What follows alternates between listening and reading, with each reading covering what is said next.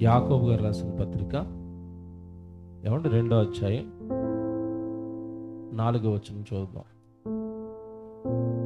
ఇదిగో మీ మనస్సులలో భేదములు పెట్టుకుని మీరు దురాలోచనతో విమర్శ చేసిన వారగుదురు కారా.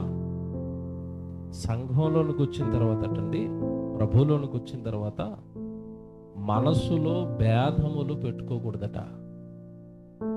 ఎంత బాగా రాశాడు చూడండి. 4వ వచనం మళ్ళీ చదువుతున్నా. మీ మనస్సులలో భేదములు పెట్టుకుని, భేదం అంటే అర్థం ఏంటి?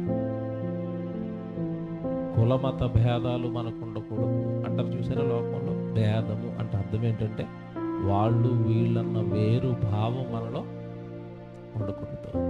ప్రభులోనికి వచ్చిన తర్వాత ప్రభువుని అంగీకరించిన వారు అందరూ మనవాళ్ళే, అందరూ మనవాళ్ళు.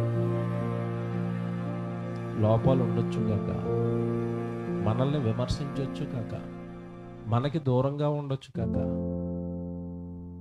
ఎప్పుడు కూడా ఒకటే ఆలోచించాలి మనం. మనకి వాళ్ళకి ఏదైనా విభేదం వచ్చిందా, మనకి వాళ్ళకి విభేదం ఉందేమో తప్ప వాళ్ళకి దేవుడికి విభేదం లేదు. ఇదే మిస్ అయిపోతారు చిన్న లాజిక్ చాలా మంది. పరిశుద్ధాత్మ దేవుడు అన్నాడు. ఆయన ఎలాంటి చెప్పండి? యేసుక్రీస్తుల వారిని స్వరక్షకుడుగా అంగీకరించిన వారి ప్రతి హృదయంలోనికి ఆయన వెళ్ళిపోతున్నాడు.